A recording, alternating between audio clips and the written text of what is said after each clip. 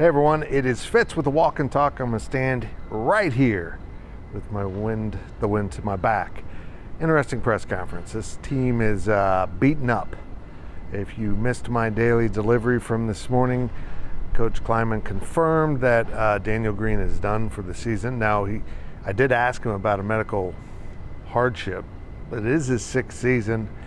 I don't know if he has the availability to do it. They'll explore it later. And Daniel's been here 6 years, maybe 7, might be a year too far for the young man, but we'll see how that plays out. But unfortunately, Kansas State's middle linebacker, kind of the heart and soul over there, is done for the season. It's actually, I think, a torn pec. He had surgery this morning, so he is out. I didn't see Trayshawn Ward get hurt, but apparently it was late in the game. He injured his back or something, and Coach Kleiman listed him as doubtful, so they'll run with Giddens in this game, and maybe Anthony Frias a little bit, and some other guys might see the field.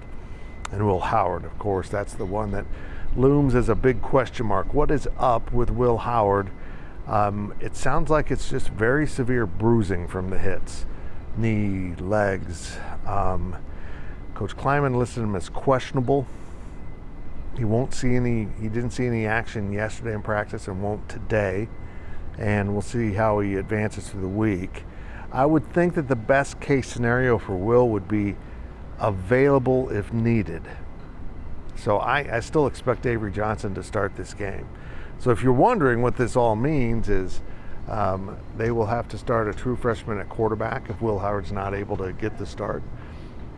Austin Romaine, a true freshman, will be the middle linebacker because remember Jake Clifton is out.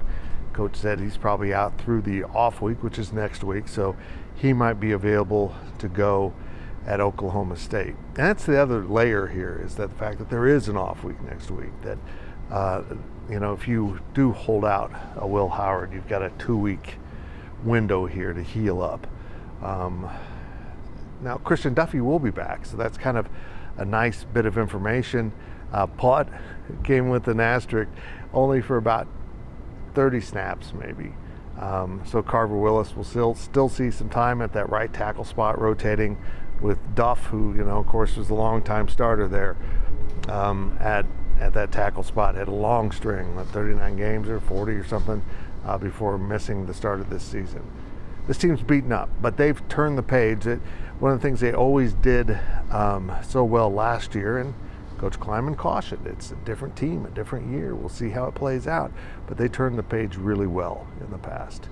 They could move on, and they lost to Tulane and won at Oklahoma. But they will be playing a number of young guys in this game against UCF on Saturday.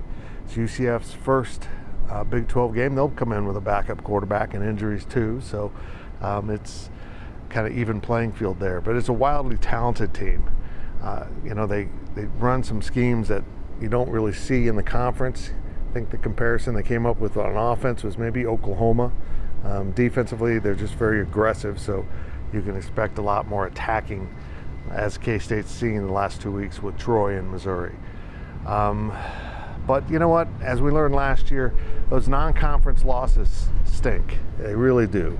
And you just got to go ahead and press forward and get to conference play and see what happens. And K-State overcame that Tulane loss, got to the Big 12 championship, and won that game. So it's just a matter of how resilient you are in the locker room. Because if you get through this game, you run into a struggling Oklahoma State team, have a week off before that game, and then you go to Tech. You have an opportunity here to get rolling. You still got Iowa State on the schedule. They're struggling. Houston on the schedule. They're struggling. And we'll see how it all plays out. It is really windy here. Got some storms. Hopefully UCF coming to town doesn't mean we're going to have another one of those crazy storms that they had back when they were here. Listened to a little bit of the Gus Malzahn press conference, and he's so complimentary about this environment, from the game he played here when he was head coach at Auburn, and how the place just kind of comes to life, and it doesn't look intimidating until you get into the environment. I'm looking forward to this game. I'm really happy to have the Knights in this conference. I think they add a lot, and this will be an intriguing contest to start out Big 12 play. These new teams are going to find out a lot about the conference, and we're going to find out a lot about them. We've got BYU going to KU too. It's going to be a really fun Saturday of college football in the Big 12. And right here on this field, it starts at 7 p.m. on FS1. So 8 p.m. on the UCF clock. These different time zones are going to make travel road games really interesting for a lot of teams. Well, that's it for today. I'll have more through the week. We'll have the pregame podcast, and we got the Friday walkthrough coming up, of course, with Cole Carmody and Monty Spiller. More coverage coming from GoPowercat. Make sure you're following here at the YouTube site, Rumble, wherever you're watching this, and make sure you're subscribing to GoPowercat.com.